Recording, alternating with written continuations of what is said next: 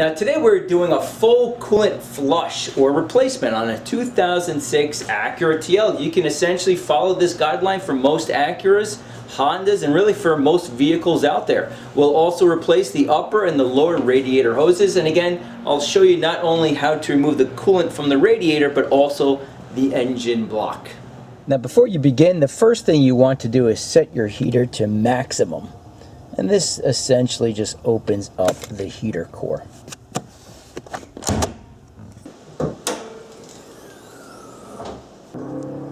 Now we're going to remove the radiator cap. Just make sure the engine is cool and also the radiator is cool.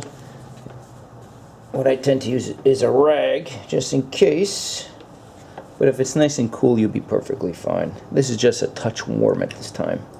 Okay, now we'll go ahead and drain the fluid. Now looking directly below the vehicle, you'll find a fastener. So that's the front driver's side tire. Look straight up underneath the vehicle, and smack in the middle you'll see, typically they're plastic, and that's it right there. You do not have to remove the fastener, just loosen it a few turns and you'll find fluid will just drain from the radiator. Now for more working room and also to give you a better view, right smack in the middle is the cross member. I'm going to jack up the vehicle from the cross member and we'll have a better view of what's going on here. Plus I'll show you how you can drain the fluid from the engine block.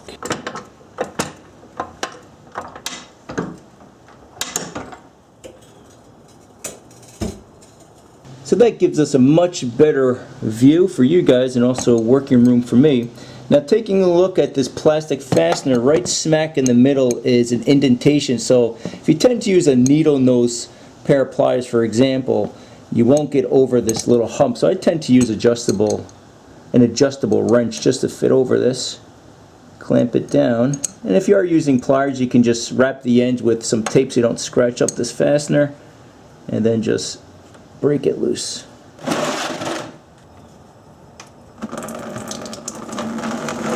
Okay, and we'll just let that drain. Now as that is draining, I'm going to remove the reserve tank here, drain this as well, and reinstall it. Now if you're looking to do this as fast as possible, you can just pull off the lower radiator hose. So this is the upper, right below it is the lower radiator hose. Just pull it off of it could be the radiator or the block itself, but it's going to make a big mess. So this is just the way I tend to do it. Now to the left of the reserve tank right here is a 10mm fastener. Okay, remove the bracket here. And then we'll just loosen up this hose. And there you go. Now removing the coolant from the engine block is a little tough. The location is so hard, in fact, I was unable to film it, and I'll show you exactly where it's located. It's incredibly tight. I removed the front passenger side wheel, and take a look at this vinyl tubing. This is a 7mm. 7mm is the inner diameter. Now I'm going to try to fit the camera in here. The fastener is 12mm. Let's see if I can get this in here. As you can see, it's very, very tough, very, very tight, and right there. That's what you need to break loose. Let me zoom in here. As you can see, impossible to film. There's just no way. Again, it's a 12mm. Let all of the coolant drain, and then just tighten it back up. And that's it. Now because, here we go, whew, very tight. Because this vehicle is 13 years old, and these are the original upper and lower radiator hoses, I'm going to replace these, and then we'll fill the vehicle back up with fresh coolant. Now to have a little bit more working room, just going to remove this top plastic cover. There we go. Remove this divider of this essentially holds the upper and the lower radiator hose in place, which we'll reinstall. Okay, little plastic thing.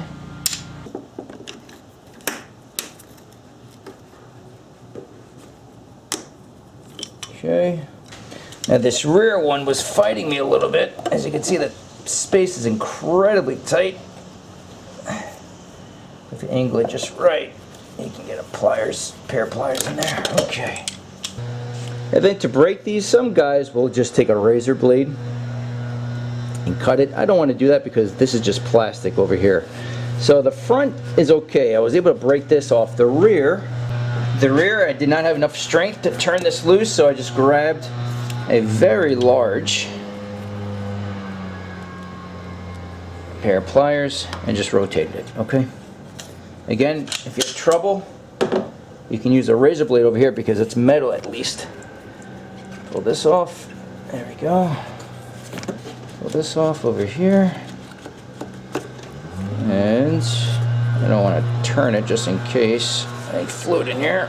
Probably not. Yeah. Okay.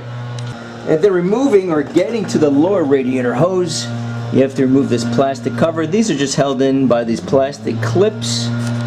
Let me show you very quickly how you can remove these. You can actually purchase a special tool that will remove these. I just tend to use a flathead and pull them out. But if you want the tool to save you some time, I'll include a link in the description box below to Amazon.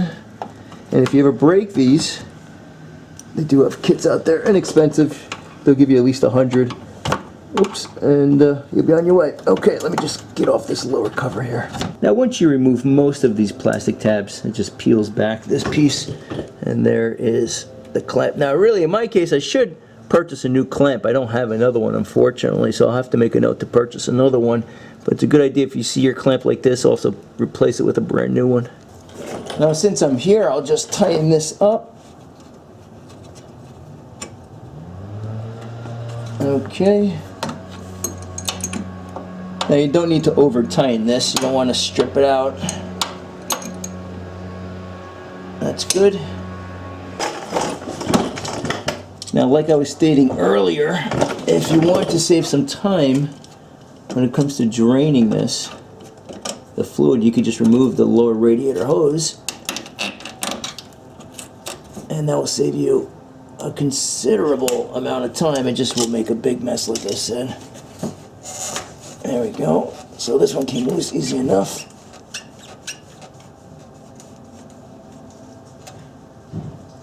Okay.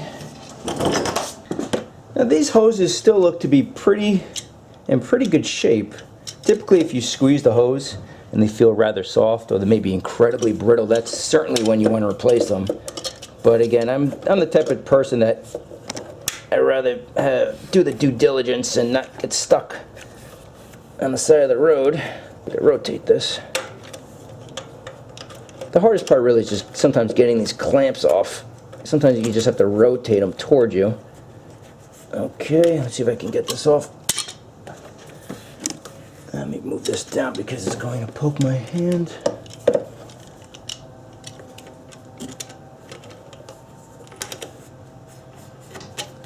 Okay, very good. Let's go.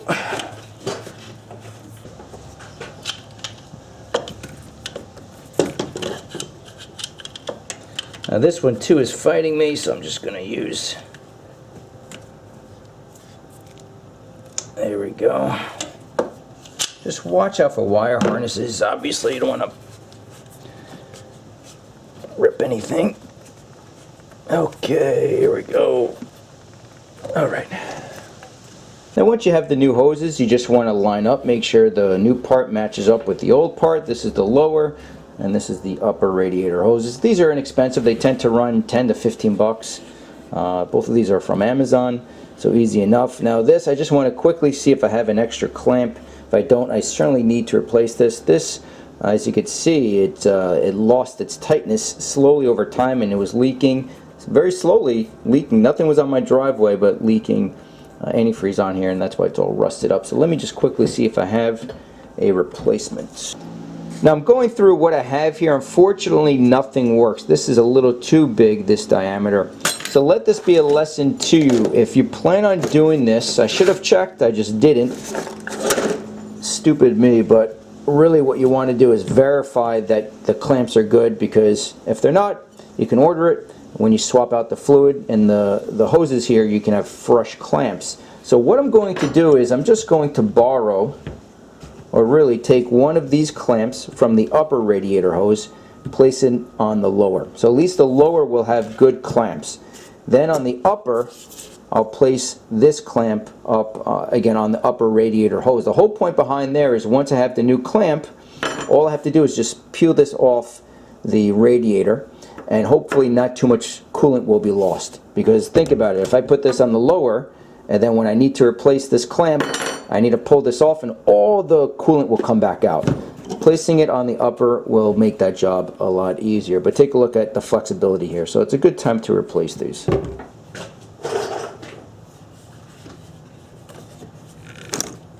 Whoops.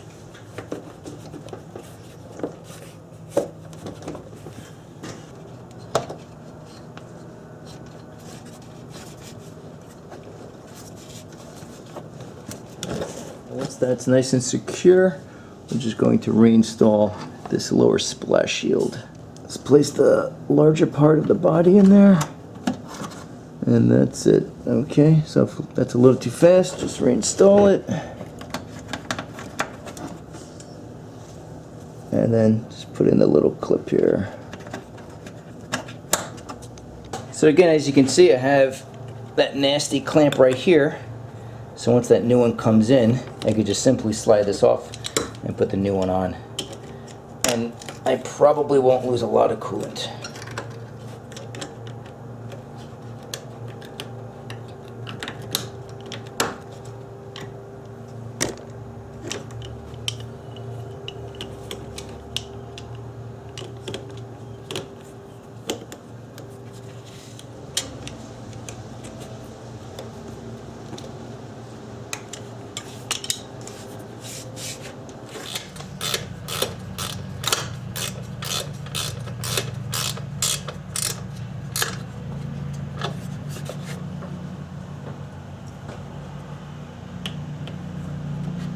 Okay, so now I'm going to fill up coolant up to the max line on the reservoir bottle here. Now Honda has a specific antifreeze. It's made again just for Hondas and really for Acuras. Now in the past, around 2 years ago, we did a coolant change on a Honda Accord. And at that time, I used something like this, which is Peak 50/50. There you go, Peak 50/50 coolant and water. Had some comments that, you know, the car is destroyed, the cooling system is shot, that kind of thing. I still drive that car every day, maybe put 30,000 miles on that car since then, zero issues. That being said, if this is something that worries you, just go ahead to your local Honda or Acura dealership, buy the coolant. Nonetheless, I've had perfectly fine success using this. Now in some vehicles you may find that you have to use a conditioner. For example, Subaru's uses a conditioner. In this case, we just go ahead and reinstall the antifreeze. Okay, now what we're going to do, let's place this to the side. Now we're going to fill up the coolant all the way up to the neck of the radiator, and then we'll start the vehicle and pretty much wrap it up.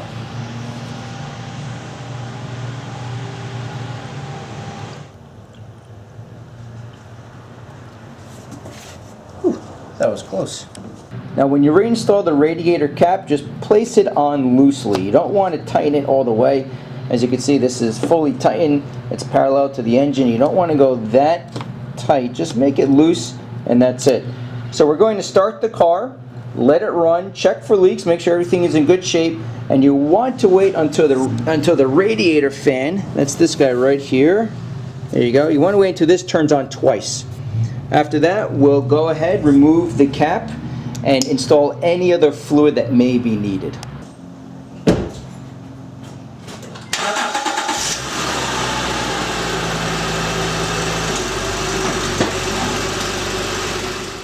Now the vehicle has been idling for roughly 15 minutes and the water temp here is right on the money, so we're in good shape.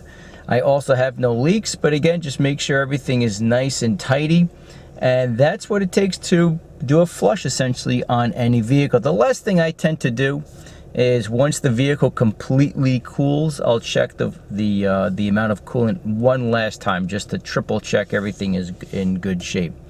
But thank you for watching. If you have any comments, questions, please leave it below. If you do have a TL, we will add this to our repair playlist. Thank you for watching, and we'll see you next time.